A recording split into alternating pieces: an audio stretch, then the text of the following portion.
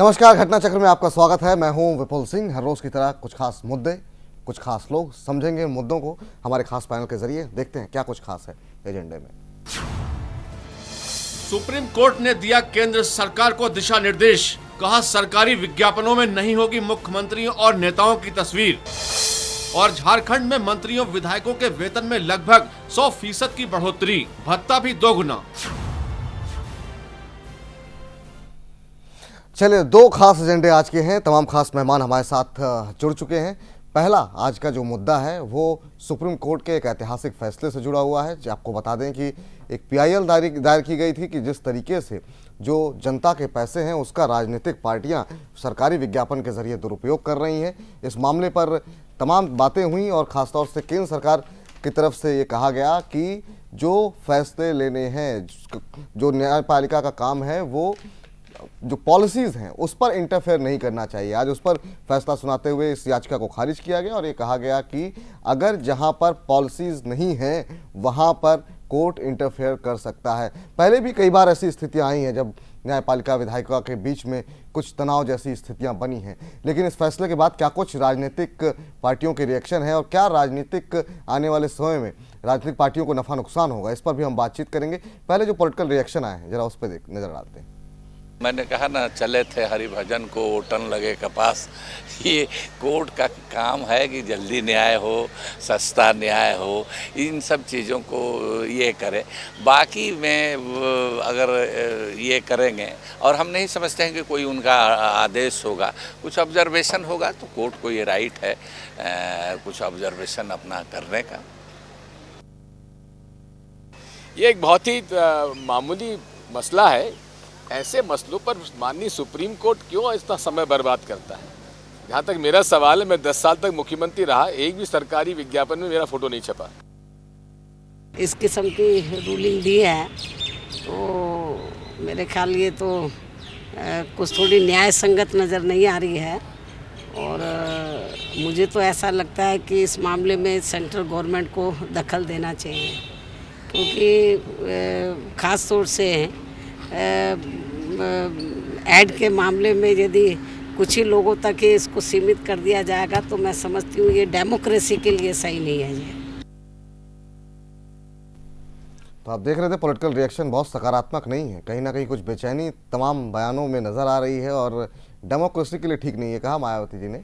लेकिन कोर्ट ने भी यही कहा है कि जो व्यवस्था है वो डेमोक्रेसी के लिए ठीक नहीं है, कि जहां पर एक सत्तारूढ़ दल अपनी पॉलिटिकल पार्टीज को माइलेज दे पब्लिक के पैसे से, ये डेमोक्रेसी के लिए ठीक नहीं है। इस बात का भी जिक्र उस फैसले में किया गया है। तमाम खास मेहमान हमारे साथ जुड़ चुके हैं। जस्टिस भगवती प्रसाद हमारे साथ मौजूद हैं, पूर्व न्यायाधीश झारखंड के। बहुत बहुत स्वागत है आपका सर।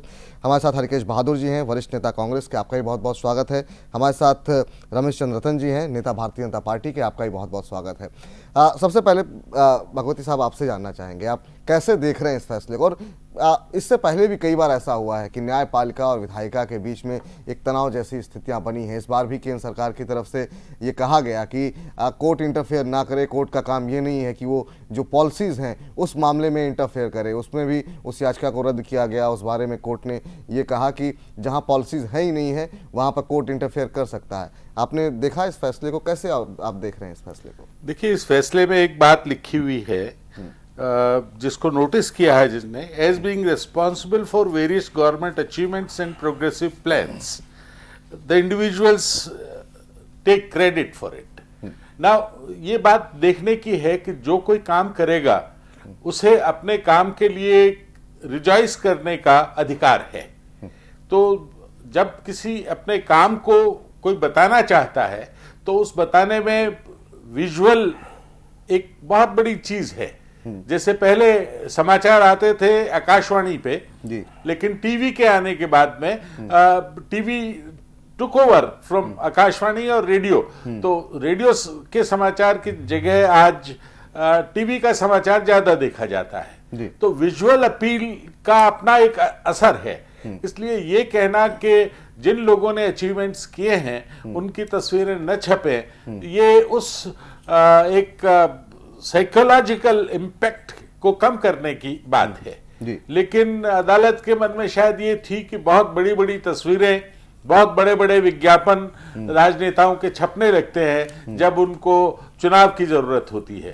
तो ये एक कंट्रोवर्सी का मामला है जो बहस का विषय भी हो सकता है, क्योंकि चुनाव के समय तस्वीर छापना अपने क्रेडिट्स के साथ एक तरह से तो उसका फायदा लेना है, पर यह भी एक दृष्टिकोण है कि जिसने काम किया है वो फायदा क्यों न ले।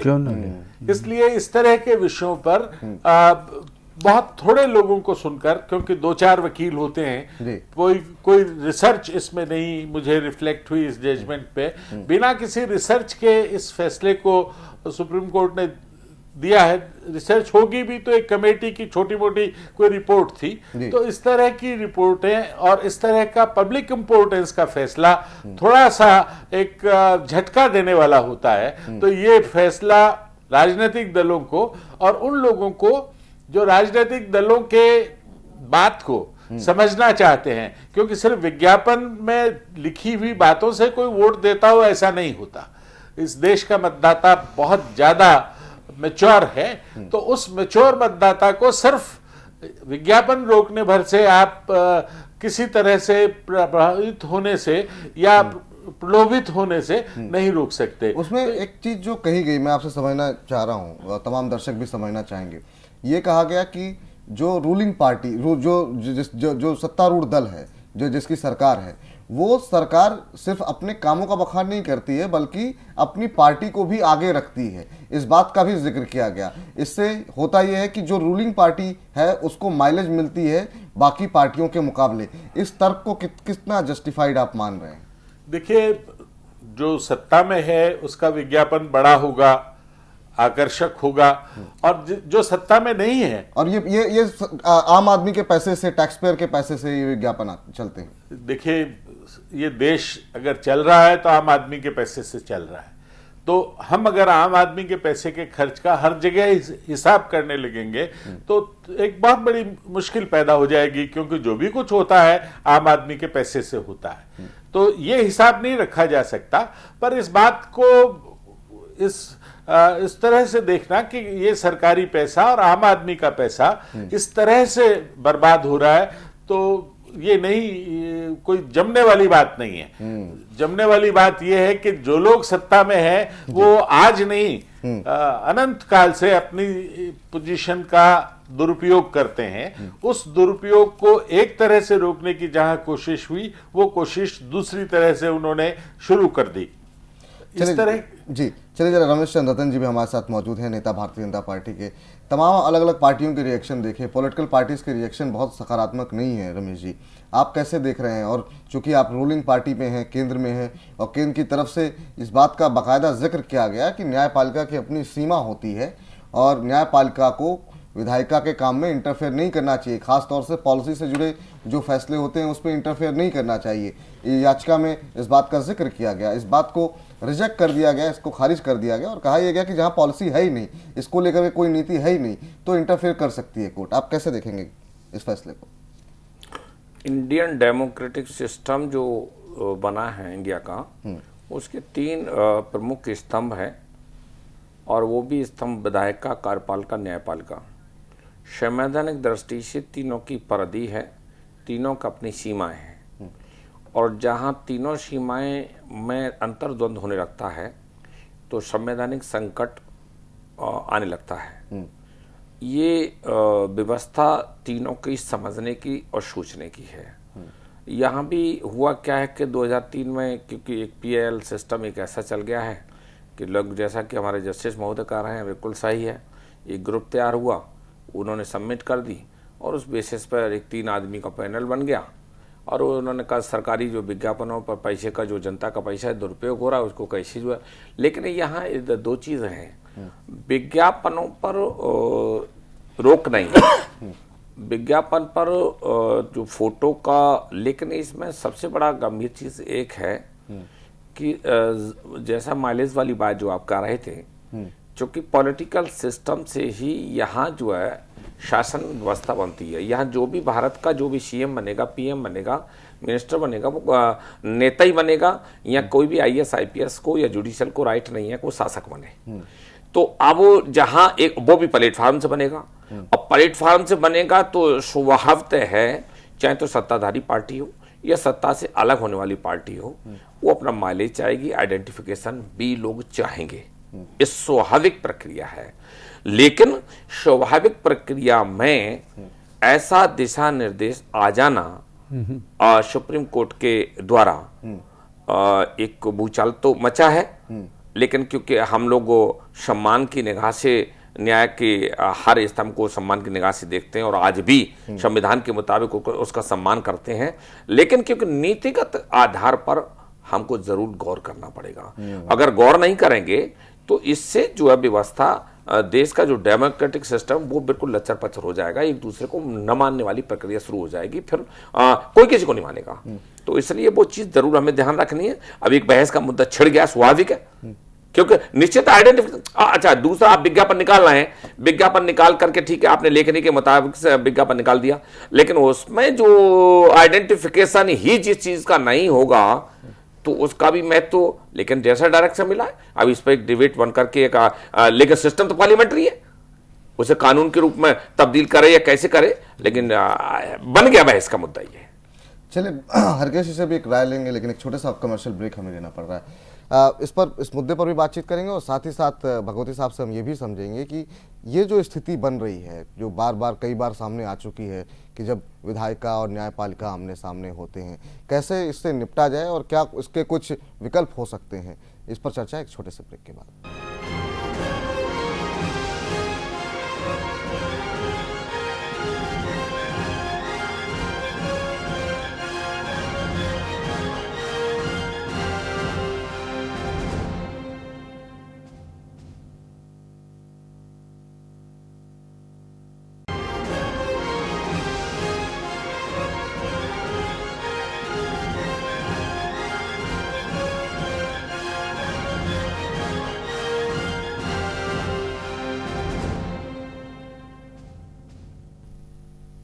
घटना चक्र में ब्रेक के बाद आपका स्वागत है और हम बात कर रहे हैं सुप्रीम कोर्ट के महत्वपूर्ण फैसले की। जी हाँ, जो होर्डिंग्स आपको लगातार जब आप रास्तों में गुजरते होंगे, जिसमें तमाम मंत्रियों की, मुख्यमंत्री की फ़ोटो लगी रहती है और सरकार की बखानों का जिक्र होता है, अब वो आपको दिखाई नहीं देंगे, क्योंकि सुप्रीम कोर्ट ने कहा है कि राष्ट्रपति, प्रधानमंत्री और चीफ जस्टिस ऑफ इंडिया के अलावा किसी भी सरकारी विज्ञापन में और किसी नेता की तस्वीर नहीं लगी। हम इसी पर बातचीत कर रहे हैं, तमाम खास मेहमान बने हुए हैं। एक और खास मेहमान हमारे साथ जुड़ चुके हैं, असगर खान साहब, वरिष्ठ अधिवक्ता हैं सुप्रीम कोर्ट में। बहुत बहुत स्वागत है आपका। सवाल मेरा हरकेश जी आपका, आप जो स्थिति आप कैसे देख रहे हैं इस फैसले को?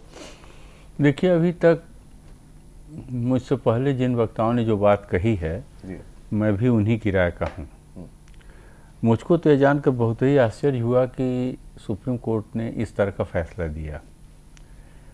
अब सवाल ये है कि जिस तरह से उन्होंने कहा कि सिर्फ 3 फोटो राष्ट्रपति के, प्रधानमंत्री के और चीफ जस्टिस ऑफ इंडिया के खाली फोटो छप सकते हैं, उसके लिए परमिशन लेनी होगी उनकी। तो ये कि अब सवाल ये है कि इस तरह के फैसले जो आ रहे हैं, लोगों को समझ नहीं आ रहा है कि आखिर कोर्ट्स कहाँ कहाँ पर दखल देना चाहते हैं और क्या करना चाहते हैं। अगर चीज़ें बिल्कुल इसी तरह से चलती रहीं और ज़रूरत से ज़्यादा इंटरफेरेंस होता रहा सिस्टम में अदालतों का, तो कुछ दिनों के बाद अदालतें भी मान लीजिए कह सकती है कि साहब हम ही अब व्यवस्था चलाएंगे, अब आप लोग नहीं चला सकते। क्योंकि अगर ये मान करके चला जाए कि कोर्ट की बात को मानना जरूर है और उसके अनुसार काम करना है, तो फिर जो भी फैसला आएगा उसको माना जाएगा, उसको नहीं प्रोटेस्ट किया जाएगा। तो कोर्ट पहले यही फैसला कर ले। अच्छा, इस बात का जिक्र किया उसने कहा है कि जहाँ पे आपने पॉलिसी नहीं बना रखी है, कोई कानूनी नहीं है, तो वहाँ वह भी इंटरप्रेट करने का अधिकारी नहीं है। अगर इंटरप्रिटेशन का अधिकार जो कॉन्स्टिट्यूशन मेकर्स ने दिया हुआ है, उसमें संविधान निर्माताओं ने बहुत बड़े लोग थे और उन्होंने बहुत कुछ सोच करके संविधान बनाया था। उनको पता नहीं था, वो सोच भी नहीं पाए, शायद उन्होंने कल्पना भी नहीं किया था कि देश की विधायिका में, लेजिस्लेचर जो है, देश के अदालतों में और देश की दूसरी तमाम संस्थाओं में बहुत अधिक भ्रष्टाचार व्याप्त होगा और एक ऐसा समय आएगा जिसमें कि हर क्षेत्र में लोगों के ऊपर भ्रष्टाचार के आरोप लगेंगे। और यहाँ तक कि अपराध कर्म में लिप्त लोग भी तमाम बड़ी बड़ी संस्थाओं में पहुंच जाएंगे। तो अगर वो उन्होंने सोचा होता कि इस तरह के लोग आने वाले दिनों में आने वाले हैं, जैसा कि चर्चिल जब भारत की आज़ादी का विरोध कर रहे थे तो उन्होंने कहा था कि हिंदुस्तान की जो आने वाला भविष्य है उसमें इसी तरह के लोगों के हाथ में व्यवस्था जाने वाली है।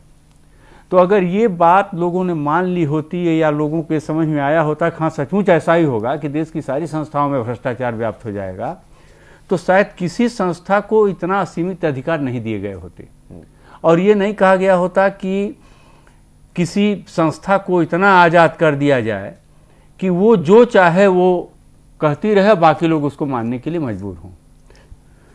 क्योंकि ये एक ऐसी स्थिति बनती जा रही है जो धीरे धीरे लोकतंत्र के लिए खतरे की घंटी है।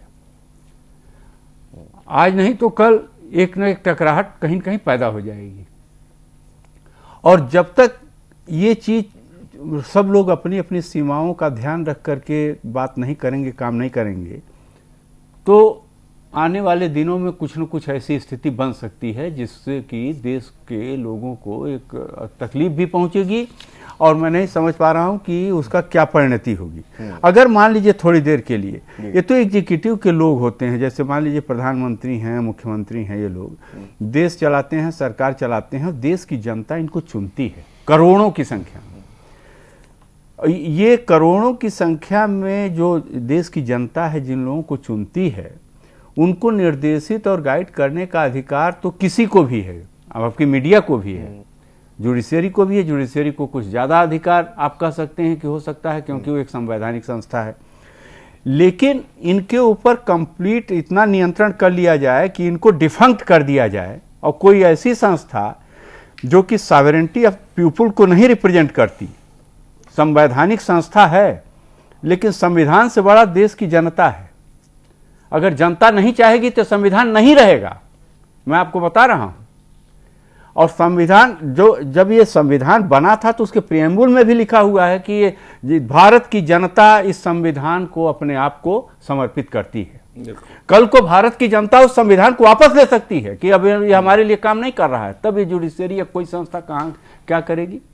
दुनिया के अंदर जो बड़ी बड़ी क्रांतियां हुई हैं, व्यवस्थाएं बदल दी गई हैं, जन रिवोल्ट के जरिए हुआ है। तो पूरे सिस्टम को खींच कर यहां तक नहीं पहुंचा देना है कि देश में एक ऐसी स्थिति पैदा हो जाए कि लोग इस देश के संविधान को ही बदल डालने पर आमादा हो जाएं।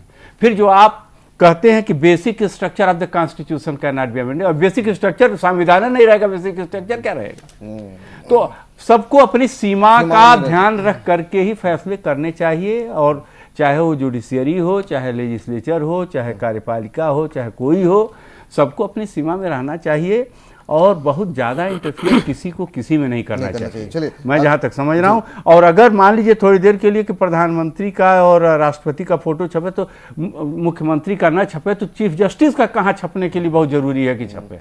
ये इस बात यह भी तो जरूरी है। नहीं, आपकी बात को मैं तायद करते हुए, हालांकि क्योंकि मैं न्यायपालिका का हम लोग सम्मान करते हैं और बीइंग एडवोकेट भी जो है, लेकिन सबसे बड़ी एक नई चीज जो देखने को मिली है यहाँ, एक विचित्र, जहाँ शासकीय व्यवस्था में मंत्री, प्रधानमंत्री, सारे सिस्टम में एक नई चीज, एक उत्पत्ति पैदा कर दी कि चीफ जस्टिस ऑफ इंडिया का भी फोटो लगेगा। ये क्यों लगे भाई? ये एक मतलब एक नया, और जबकि मुख्यमंत्री का फोटो लग सकता, वर्ड ही क्यों, मुख्यमंत्रियों का फोटो तो जरूर लगना चाहिए भाई। आप प्रदेशों के जनप्रतिनिधि, वो प्रदेश की तमाम दूसरी पार्टियों के, कोई जरूरी नहीं है कि नेशनल पार्टी है उसी के चीफ मिनिस्टर हर जगह, तमाम पार्टियों के चीफ मिनिस्टर। न्यायपालिका, हमारा जो न्यायपालिका हर चीज के स्थिति में, चाहे कार्यपालिका चाहे विधायिका, उसमें इन्वॉल्वमेंट जो ज्यादा बढ़ रहा है, उसकी सीमाओं को एक दूसरे का मान सम्मान करना चाहिए, वो संवैधानिक दायित्व है। जरा असगर खान साहब को लेते हैं। खान साहब, आप कैसे देख रहे हैं इस फैसले को? तमाम तरह की प्रतिक्रियाएं मिल रही हैं और खासतौर से पॉलिटिकल क्लास में एक अनरेस्ट सा है इसको लेकर के, इस फैसले को लेकर। देखिए, फैसला तो जो कोर्ट ने दिया उसकी कदर करना और उसको मानना, ये हमारी मजबूरी है और हम मानते हैं उसे, उसकी कदर भी करते हैं। लेकिन हाँ, कुछ चीज़ें ऐसी हैं जो अपने दायरों से और अपनी हदों से बाहर निकल के की जाएं और की जाती हैं तो वो नज़र आती हैं। ये भी उसी किस्म का एक कदम है कोर्ट का कि चूँकि अब ज़रूरत के मुताबिक, जैसे मैं तो उसमें अभी हमारे बड़े भाई साहब चीफ मिनिस्टर साहब की बात करते हैं कि उनका होना चाहिए, मैं तो बाकी मिनिस्टर्स की भी बात करता हूँ, वो भी अपने अपने महकमों में अपने अपने काबिशें और अपनी अपनी कोशिशें करते हैं पूरी, और जो भी इक़दाम लेते हैं उसके लिए उनको यही है कि सामने आए और उनको उसका जो रिवार्ड जो कुछ भी मान लिए तो वो पब्लिक में नज़र आना चाहिए कि भाई ये हैं, और एक पहचान बननी चाहिए ताकि लोग उन तक अगर कोई ज़रूरत है, वक्त ज़रूरत अप्रोच भी कर सकते हैं, क्योंकि बहुत सारी चीज़ें लोगों के लिए अनजान होती हैं। तो उसके ये भी एक ज़रिया, जैसे मीडिया आपका एक ज़रिया है, उसी तरीके से होल्डिंग फोटो ये सारी चीज़ें भी उसका एक ज़रिया है।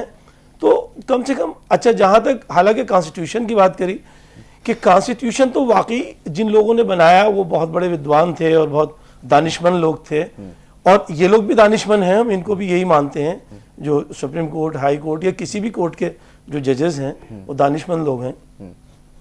लेकिन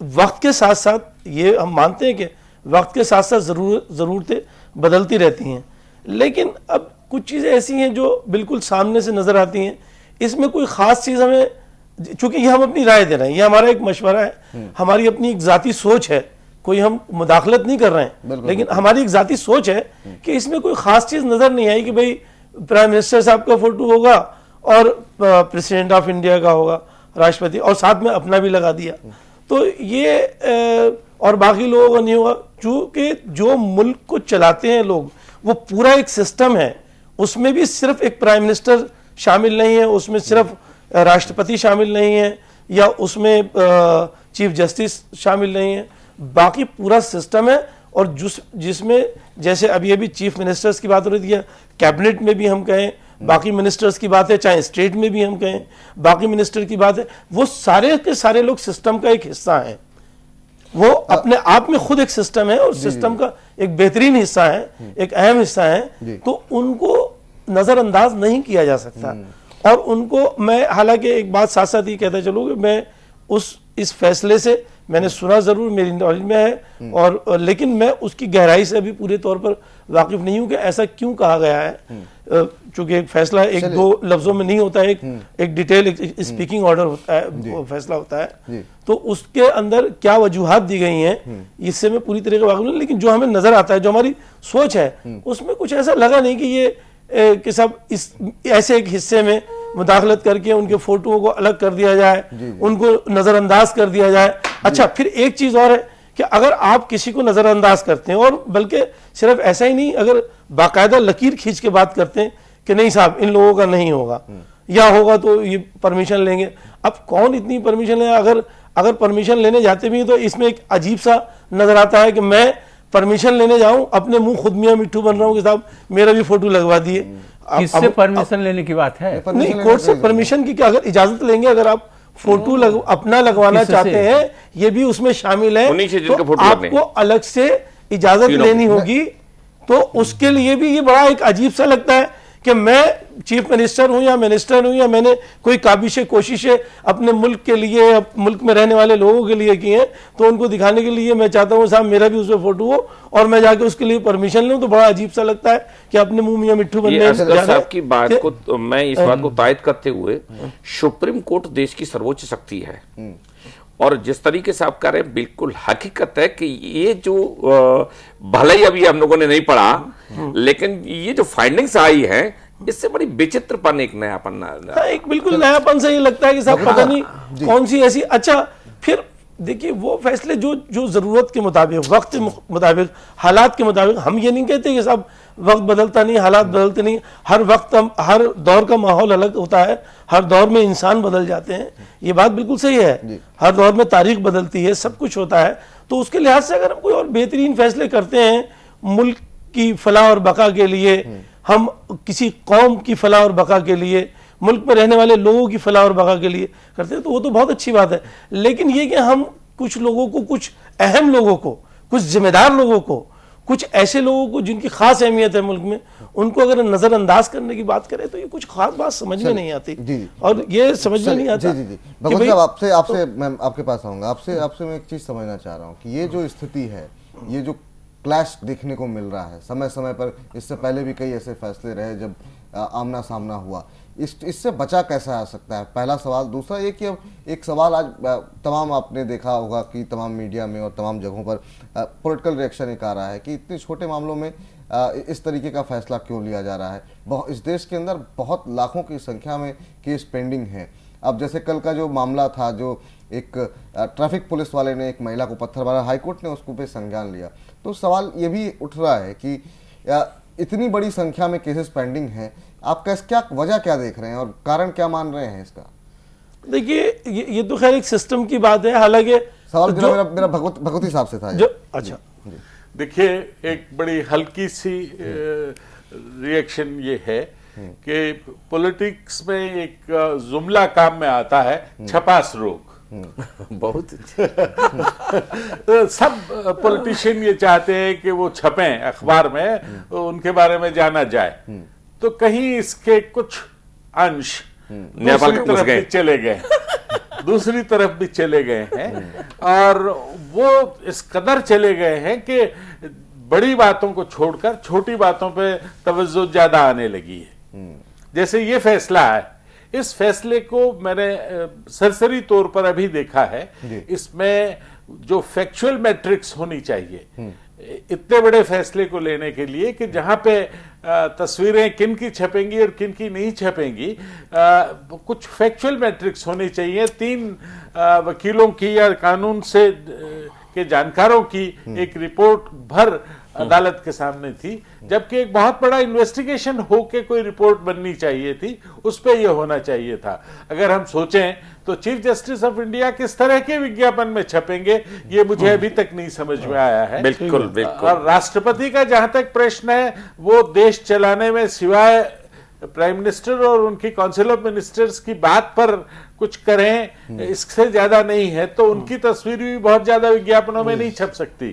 प्राइम मिनिस्टर अकेले छपते रहेंगे तो उनसे बाकी राजनेता नाराज हो जाएंगे। तो इन 3 तस्वीरों को कह के तीसरा एक ये भी मसला है कि जैसे जो राज्य सरकार, मान लीजिए कि बहुत छोटे छोटे राज्य हैं, त्रिपुरा है, नॉर्थ ईस्ट में बहुत सारे राज्य हैं, अब गवर्नमेंट कुछ अचीव कर रही है तो उसमें प्रधानमंत्री की फोटो लगाने का औचित्य उतना है भी नहीं। जयललिता की सरकार है, स्टेट की बात वही मैंने अभी आइडेंटिफिकेशन चाहिए उनको। अब स्टेट और जो आपका कहना है जो मिनिस्टर्स का कैबिनेट का, उसका भी और नहीं, स्टेट जो है वो किसी मुल्क का हिस्सा है, आप उनको कैसे इग्नोर कर सकते हैं? This is quite impossible. जैसे एक पार्टी, सिंगल पार्टी की एक सरकार है तमिलनाडु में, जयललिता की सरकार है, या मान लीजिए उड़ीसा में बीजेडी की सरकार है, तो उसका चीफ मिनिस्टर एक अलग पार्टी है, एक अलग सरकार है। वो नेशनल पार्टीज की सरकारें नहीं है, वो रीजनल पार्टीज की सरकार, ऐसी बहुत सारी रीजनल पार्टीज की सरकारें हैं। तो उनके मुख्यमंत्री जो काम करेंगे, उस काम को अगर अपनी जनता को नहीं बताएंगे तो जनता जानेगी कैसे कि किस पार्टी ने का नेता के काम कर रहा है हमारे लिए। जरूरत के लिहाज अक्सर विज्ञापन जरूरत के लिहाज से होते हैं। एक चीज और मैं भगत साहब आपसे समझना चाहूंगा, इस मामले में आगे और क्या कुछ हो सकता है? क्या इसको चैलेंज किया जा सकता है, किया जा सकता है? तो देखिए, ये फैसला खुद हो सकता है। जिन जजेस ने दिया है वो स्वयं ये सोचें कि वो जो बात होनी चाहिए थी, क्योंकि किसकी तस्वीर छपे और किसकी तस्वीर न छपे, ये एक बहुत बड़ा प्रश्न है। और उसको जिस तरह के फैक्ट्स इस बेंच के सामने थे, उनके आधार पर तय किया जाना शायद ठीक नहीं था। तो वो खुद हो सकता है ये कहे कि नहीं, हमें ज्यादा फैक्ट्स चाहिए, और उनके बाद फिर ये फैसला वो रिव्यू करें, या कोई बड़ी बेंच इससे इत्तेफाकी या ना इत्तेफाकी दिखाए, उसके बाद इसमें कुछ हो सके। क्या इस फैसले के पीछे मकसद ये है क्या कि अगर कोई व्यक्ति या कोई पार्टी कोई बात कहना चाह रही है तो अपने पैसे पर अपना विज्ञापन दे, सरकार उसके लिए वहन क्यों करे? अगर कोई इंडिविजुअल सत्तारूढ़, जैसा कि जो मेरा सवाल जो इस फैसले में कहा गया है कि सत्तारूढ़ पार्टी जो है वो एडवांटेज लेती है बाकी पार्टियों के मुकाबले, ये डेमोक्रेसी के लिए ठीक नहीं है। और खास तौर से चुनाव के वक्त पे इस तरह के विज्ञापन काफी बढ़ जाते हैं, तो एक जो एडवांटेज जो होती है वो सत्तारूढ़ दल के पास ज्यादा होता है। ऐसे में पार्टी अपने हिसाब से खर्च करे, ये कोशिश है, ये सोच होगी। देखिए, ये एक लाउडेबल थॉट है, पर इसी थॉट के बेसिस पे इतना बड़ा फैसला ले लेना शायद सही नहीं है। गवर्नमेंट क्या इतना बड़ा फैसला लेने के लिए कुछ और बातें हैं जिनको ध्यान में देना जरूरी है। तो मैं समझता हूं कि ये जो लोग गए हैं, ये किसी बात से शायद कभी, देखिए कुछ लोग पर दुखियारे होते हैं, तो किसी को कहीं चोट लगी होगी तो उसने ये अदालत के सामने रखी और अदालत के पास सब काम छोड़ के ये फैसला अदालत के सामने वो और बातें आई नहीं, तो हो सकता है अदालत खुद किसी दिन ये कहे कि नहीं ये कुछ ज्यादा हो गया। Prime minister is also political personality. अगर प्राइम मिनिस्टर के लिए आपने इजाजत दी है या तो फिर किसी, तो इसका मतलब ये कि फिर आप जो रूलिंग पार्टी है उसके लिए तो आप कुछ भी कर सकते हैं, वो अपने लिए कुछ भी विज्ञापन दें और अपने आप को हाईलाइट करें, बाकी लोगों को और बाकी पार्टियों को इस बात का कोई हक नहीं है। प्रधानमंत्री को या तो फिर उन्हें भी डिलीट करते हैं आप। असगर साहब, प्रधानमंत्री को तो छोड़िए, देश का तो सर्वोच्च शासक होता है। 3 सदस्यों की उसमें ये भी था कि इनकी भी तस्वीरें नहीं होनी चाहिए। मैं नीचे आ रहा हूँ, राज्यों में आ रहा हूँ, मुख्यमंत्रियों के लेवल पर। मुख्यमंत्री की तस्वीर, उसकी सरकार अगर काम कुछ कर रही है प्रदेश के लिए, देश के लिए नहीं कर रही, वो प्रदेश के लिए कर रही है, तो प्रदेश, उससे देश का काम होता है, उससे देश का एक हिस्सा अगर डेवलप होता है तो देश डेवलप होता है। लेकिन मुख्यमंत्री अगर कोई काम कर रहा है अपने प्रदेश की जनता के लिए, तो वो सरकार अगर बता रही है कि हमने ये काम अपने प्रदेश की जनता के लिए किया, तो उस मुख्यमंत्री, उस सरकार के मुखिया की तस्वीर क्यों नहीं होनी चाहिए? क्यों नहीं होनी चाहिए? और बल्कि एक सवाल ये आया कि साहब एक और विषय रह गया है, अभी एक और टॉपिक है, समय हमारे पास कम बचा है। फाइनल कमेंट आपकी तरफ से, फिर अगले विषय पर जाएंगे। देखिए, इसका अब सॉल्यूशन तो यह है कि एक तो है रिव्यू लीगल बेसिस पर, और दूसरा यह है कि इस बेंच से, बड़े साइज की बेंच इसका डिसीजन को जो है डाइवर्जन कर सकती है। दूसरी चीज एक और है कि जहां तक एक स्टेट का या ये विज्ञापन, हमारे यहाँ एक इंस्टीट्यूशन है जिसको इलेक्शन कमीशन बोलते हैं, उसका भी डिटेक्शन कम बड़ा नहीं है, उसका बहुत बड़ा है, और वो सारी चीजें, उसकी परिधि को भी हम छेड़ने का काम, इंडिया के अंदर इंडिपेंडेंट अगर इंस्टीट्यूशन है तो उस पर, जिस पर हम सब विश्वास करते हैं, वो भी है। तो इस सारी चीजों को हमें गौर रख करके, और एक मुझे खुशी आज चारों ही हम लोगों का एक ही राय है कि इतना बड़ा इश्यू नहीं है, मात्र फोटो पर ये जो विज्ञापन को परमिशन है, लेकिन फोटो किसका लगे न लगे इसमें नहीं जाना चाहिए, और नीतिगत फैसले पर हमारे सर्वोच्च शक्ति को ध्यान रखने की जरूरत है। चलिए, एक छोटे से ब्रेक के लिए हम यहाँ पर रुक रहे हैं। बहुत कम ऐसा होता है कि सभी राजनीतिक दल एक ही दिशा में सोचें। खैर, ये भी अपने आप में बड़ी बात है कि इस विषय पर सबकी सहमति, सभी राजनीतिक दलों की सहमति बनती हुई दिखाई दे रही है। आगे चल करके इसमें क्या कुछ अपडेट होगी, क्या वाकई में संज्ञान लेगा सुप्रीम कोर्ट दोबारा इस पूरे मामले को लेकर के, इसकी गंभीरता को देखते हुए, ये भी अपने आप में देखने वाला विषय होगा। एक छोटे से ब्रेक के लिए रुक रहे हैं। ब्रेक के बाद एक और महत्वपूर्ण मुद्दा है जी, हम बात करेंगे जरा झारखंड की। झारखंड जहां पर 46% लोग गरीबी रेखा के नीचे रहते हैं, और वहां पर जो इंक्रीमेंट हुआ है मंत्रियों का, नेता प्रतिपक्ष का, वो हो रहा है 80 से 90%। इस पर चर्चा एक छोटे से ब्रेक के बाद।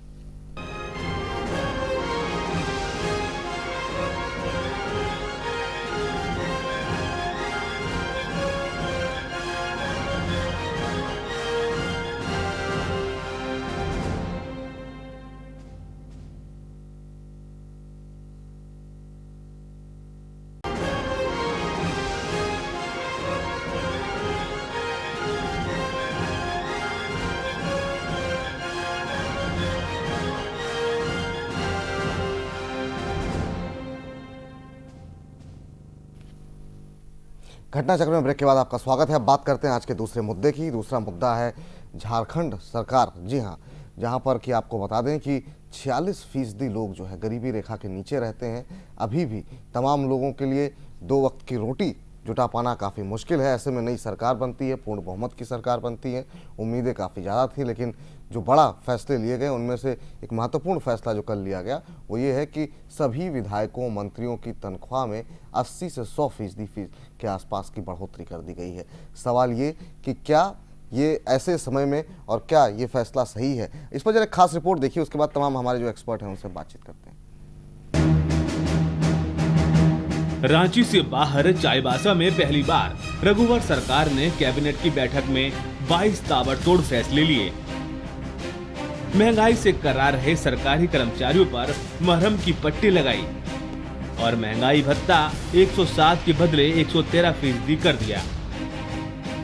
लेकिन चाईबासा में कैबिनेट की इस विशेष बैठक में कैबिनेट ने एक विशेष फैसला लिया, और वो था अपने और अपने साथी मंत्रियों और विधायकों के वेतनमान में बढ़ोतरी का।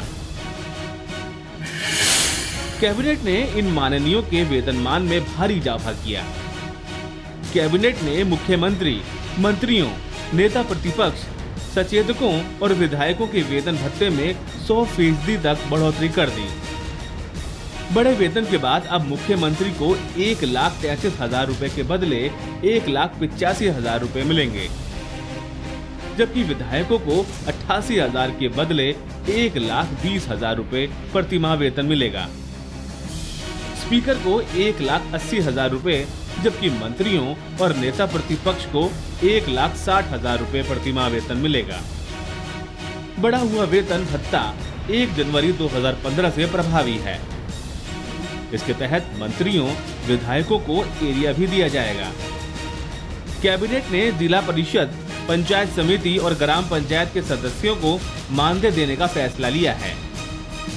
राज्य के मुख्यमंत्री, मंत्री, राज्य मंत्री, उपमंत्री, विधानसभा के अध्यक्ष, उपाध्यक्ष, नेता प्रतिपक्ष, झारखंड विधानसभा के विधायक,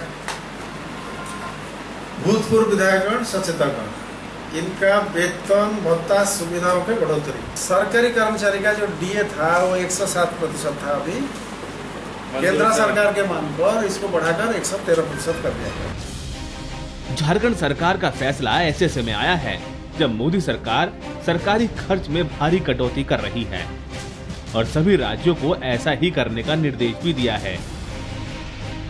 शायद फैसले लेते समय सरकार इस बात को भूल गई कि झारखंड में अभी भी 46% लोग गरीबी रेखा के नीचे रहते हैं, जबकि SC/ST में यह आंकड़ा 60% के आसपास है। इतना ही नहीं, अभी भी 75% लोग खेती में लगे हैं और खेती का राज्य के GDP में महज 20% का योगदान है।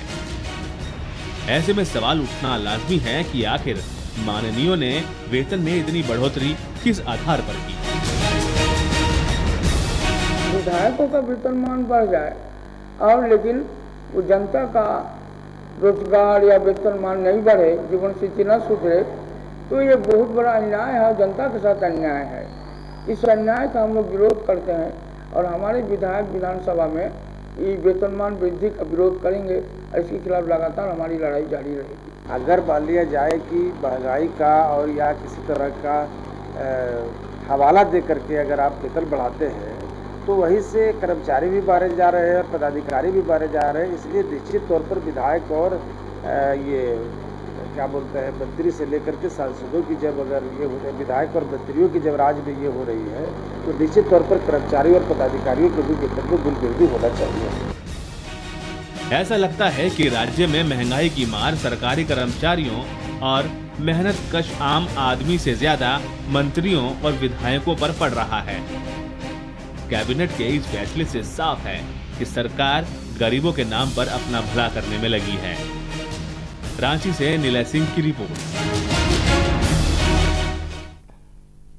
46% लोग गरीबी रेखा के नीचे रहते हैं। SC/ST में 60% लोग गरीबी रेखा के नीचे रहते हैं। प्रति व्यक्ति सालाना आय की अगर हम बात करें तो 46,515 रुपये झारखंड की है, जो कि अगर हम देखें हर महीने के लिहाज से तो 4,000 रुपये से कम बैठता है। ऐसे में 1.25 लाख रुपए की जो तनख्वाह है उस पर कई सवाल उठ रहे हैं। सवाल इस बात को लेकर के भी है कि एक वेतन आयोग होता है, जब कोई सरकारी पेशा व्यक्ति जो उसकी क्या तनख्वाह होगी, क्या महंगाई भत्ता होगा, क्या तमाम नेताओं मंत्रियों की भी तनख्वाह के लिए कोई वेतन आयोग गठित होना चाहिए, क्योंकि समय समय पर ये बड़े फैसले, इस तरह के ये पहला फैसला नहीं है। उत्तर प्रदेश में भी गाड़ी बांटने का फैसला हुआ था, बाद में उसे वापस लिया गया। इस तमाम चीज़ों पर बातचीत करने के लिए तमाम पैनलिस्ट हमारे साथ मौजूद हैं। हरकेश जी, सबसे पहले मैं आपसे जानना चाहूँगा, ये आम सहमति बन जाती है बहुत जल्दी जब तनख्वाह बढ़ानी होती है, और जब भी कोई जब राज्य सरकार के कर्मचारियों की तनख्वाह बढ़नी होती है बहुत लंबा प्रोसेस लग जाता है।